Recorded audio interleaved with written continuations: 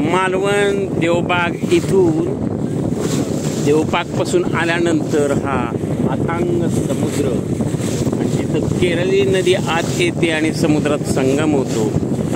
आत आल्यानंतर अथांग समुद्र लागतो आणि ह्या अथांग समुद्रामध्ये हा डॉल्फिन पॉइंट असा समजला जातो.